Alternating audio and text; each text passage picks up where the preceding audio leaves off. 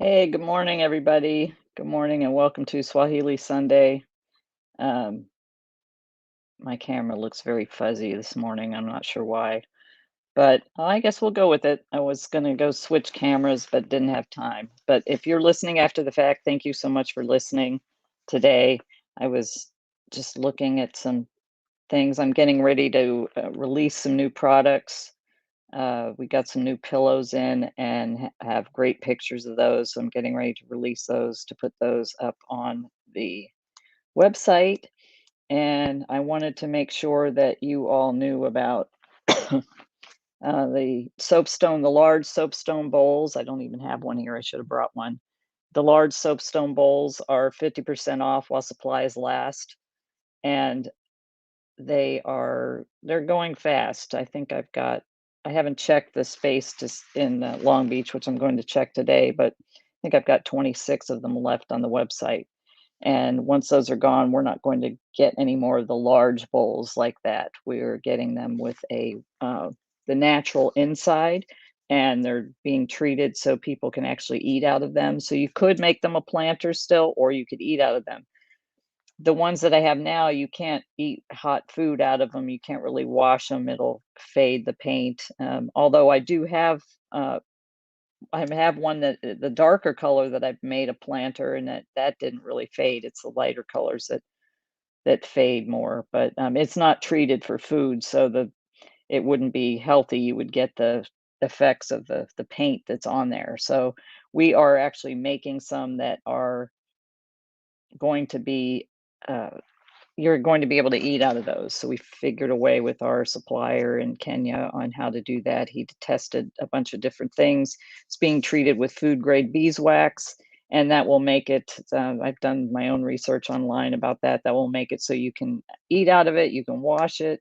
I wouldn't necessarily put it in dishwasher. I would just hand wash it, but that is going to be the solution for that situation. And as we develop products and people ask for things, we work to make sure that we can accommodate. There's been a lot of people ask, including one of our wholesale suppliers, who have asked to be able, how can we be able to use these for food? People love these and they want to be able to have them at their table.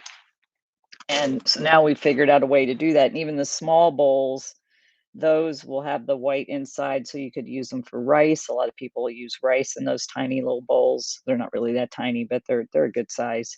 The small bowls are 3 inch.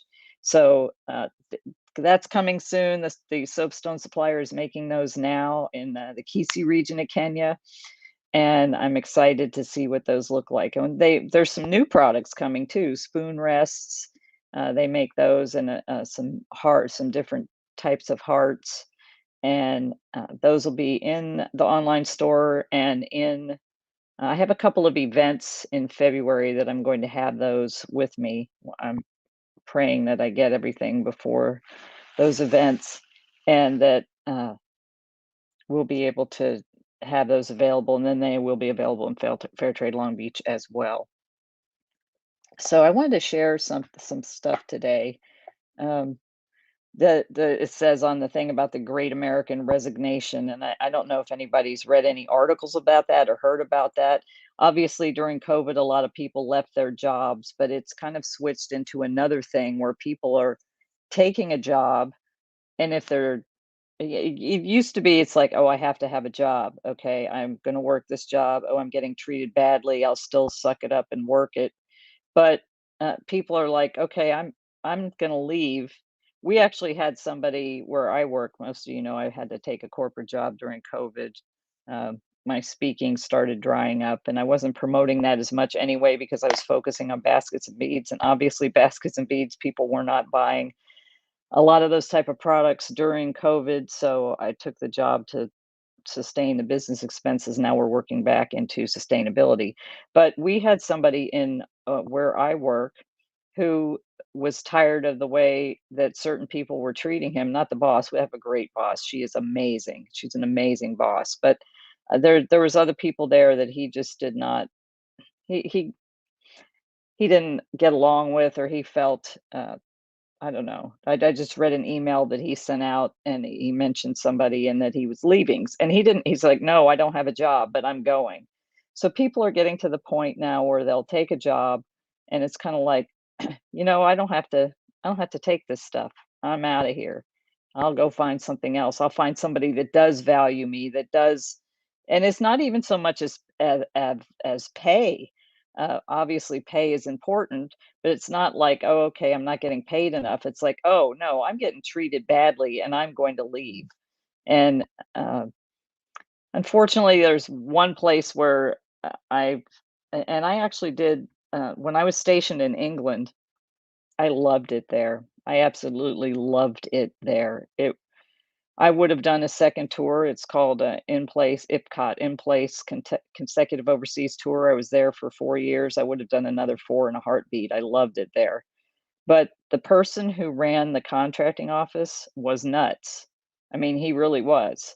Um, and they thought it was a personality conflict with one of his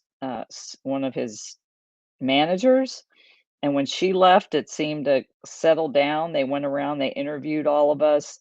They were like, "We can move him, it won't affect his career." We are like, "I don't know, it seems to have settled down." And then as soon as they left, about a month later, he started in again.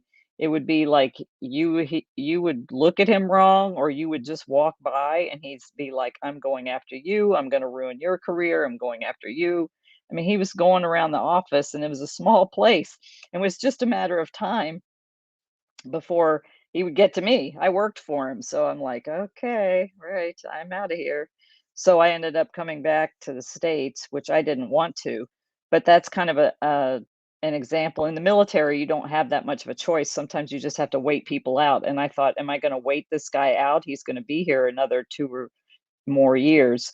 So officers didn't stay as long as enlisted, so I think he it was a year, so he put it would have been there 2 more years, and I'm like, "Yeah, 2 the majority of my life is spent here, 2 years of this? I don't even think so." I was getting close to retirement, I couldn't afford to, stay there, so I ended up coming to Alamogordo, New Mexico, which was the middle of nowhere, but at least I worked in a place where, I was treated with respect. So I think that's what, that was just an example of that. I just was kinda like, "Oh, no, I'm out of here." In the military, you don't usually have a lot of a choice like that. You have to sometimes just put up with people until they move on, because, the trying to fight against somebody in the military system is, it's awful. It just doesn't usually work well for the person trying to fight against it. But nowadays here, in the US, and I'm sure in other parts of the world, people are like, they're taking a job and they're like, "Yeah, these people treat me bad. I don't have to stay here. I'm out." They'll give it a little bit of time, but if the manager's bad or the people they work with are just not nice people, they're just moving on. So there a lot of people are just leaving their jobs and not going back. We're having problems with, here in Southern California. I'm sure you've read about the problems at the port. There's ships, like when I go to the beach, I can see ships lined up off the port of Long Beach. They can't get enough truck drivers, so people don't want to drive trucks. I mean, so they can't get enough people to do that job, and it's causing problems in the supply chain. There's all kinds of speculation that our shelves are going to be empty and bare, and I've noticed this with things I've ordered. "Oh, okay. This is out of stock." And I'm like, "Yeah, okay, I'm not gonna order that. I'm gonna go find that somewhere else because that may not be in stock for a very long time." Have to shift and adjust. But people are just at the point where they're like, "Life's too short. I'm not gonna put up with being treated badly by anybody at work, or even with friends or whatever, but especially at work." So people are just resigning like this. "Hey, I'm out." I've seen a lot of people kind of go through where I work in other parts of it. It's like they're there and then they're gone, they're there and then they're gone. It's kind of like, "Oh, that's interesting." And thankfully, I have a really amazing boss. I mean, she's a great leader. She's very people oriented. She is like one of the best managers that I've worked for, and I just I'll do anything to support her because she's just an amazing person. She cares about people so much, and she wants to make sure that people are happy in what they're doing so they'll do a good job for her.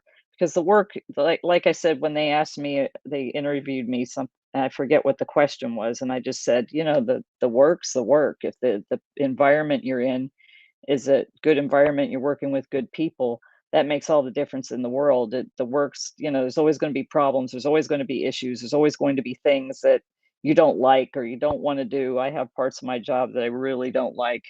And as a matter of fact, I'm going to get to train everybody on negotiation the 1st of February.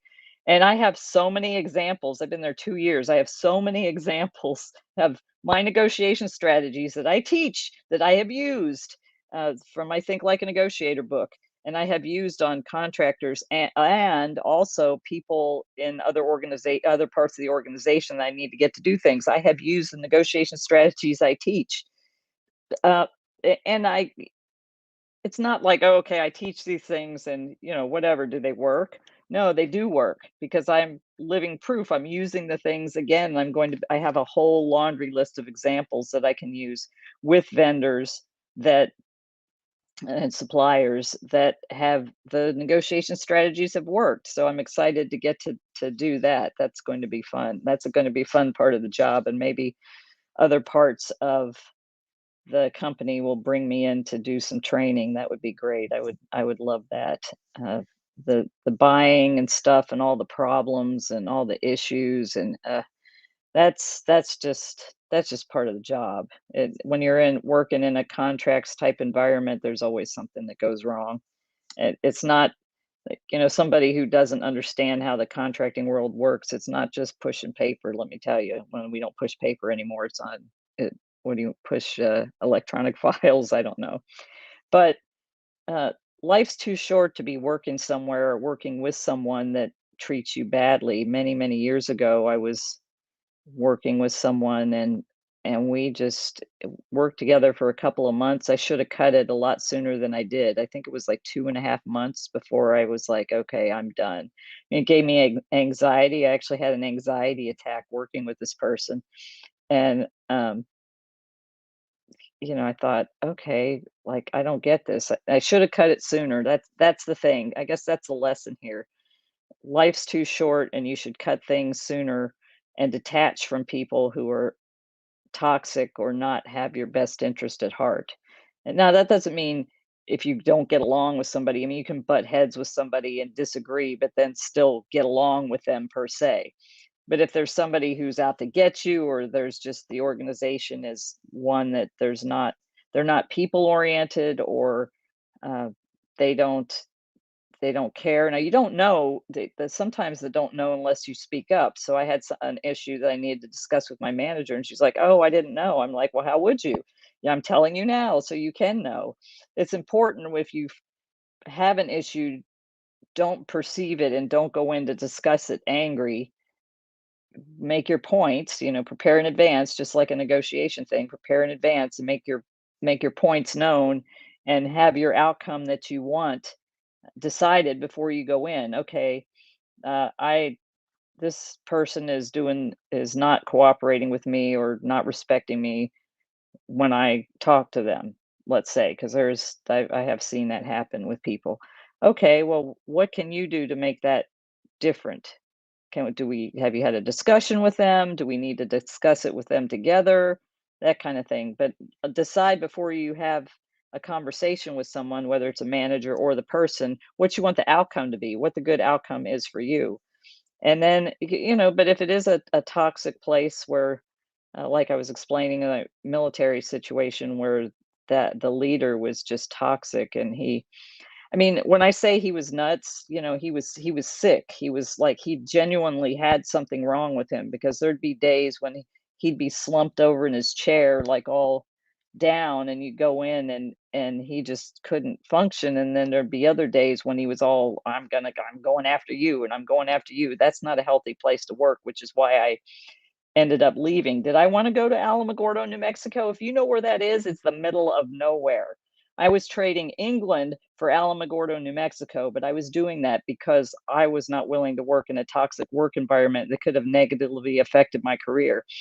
I had, I think I had 19 and a half years, so I could have retired at 20, but I ended up staying 23 years in the military.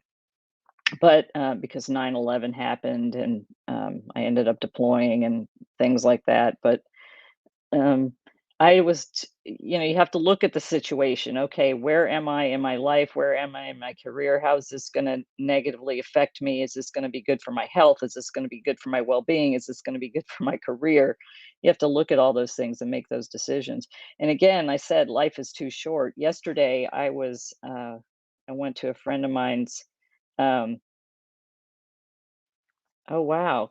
Oh, wow. Hey, brother Kev, I see you're no, there's the suggesting to have teenagers drive trucks now once they're certified. Yeah, it's like there's nobody driving trucks. Or they can't get enough people to do that. So when we ship things out of here, I sometimes have to ship things out of here going to somewhere else.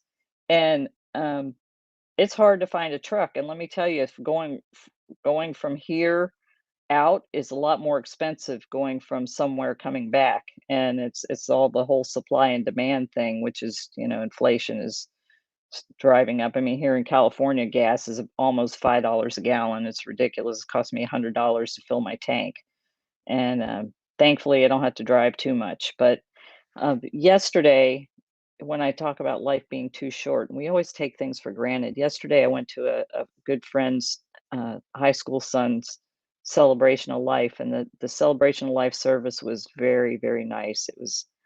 I just felt the peace of the Holy Spirit there.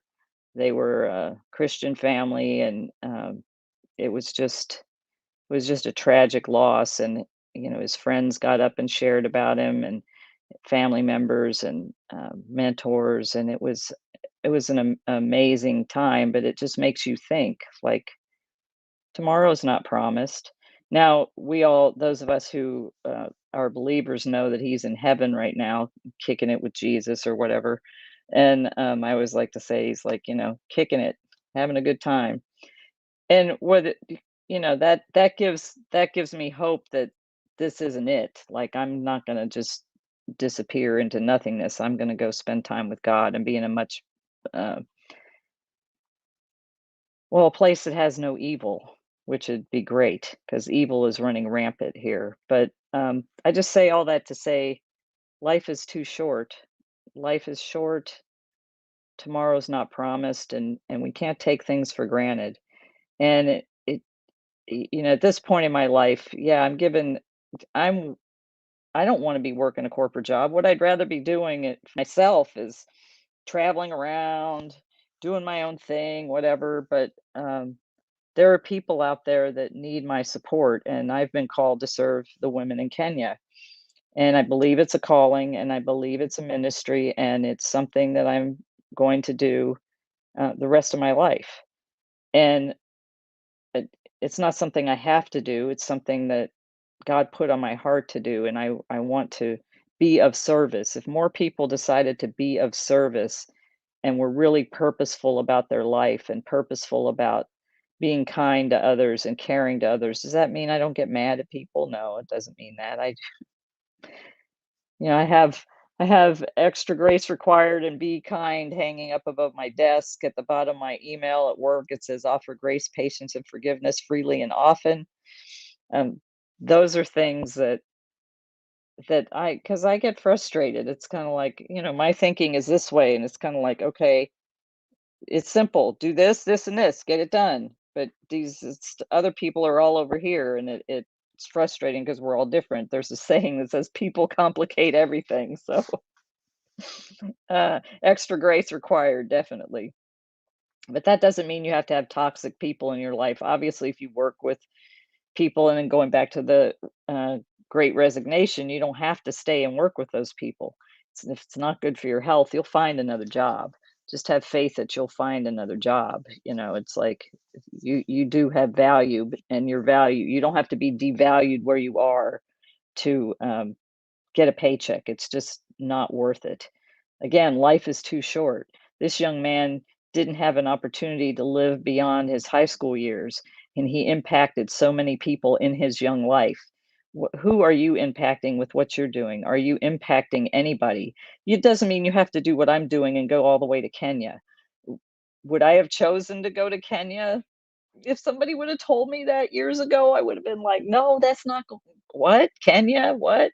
I was doing things with veterans here and other things and teaching people how to negotiate, which I still do, but, I didn't intend to end up in Kenya, so, uh, you may just be that you may just have one person to make a difference in their life.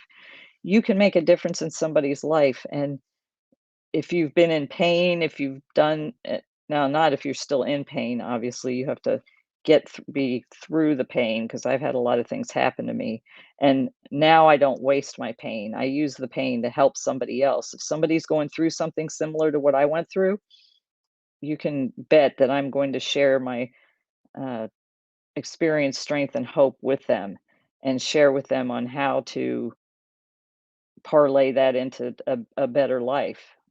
There's a blog post about that.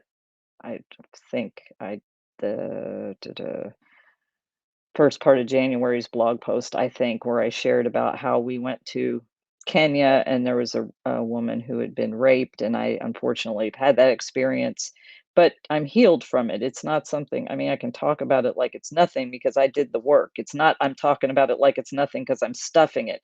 I did the work. I cried it out. I went through the pain and dealt with all the emotion around that. Now that this woman all the way in Kenya, all the way up in the middle of nowhere, a place called Mount Elgon that was like next to impossible to get up to.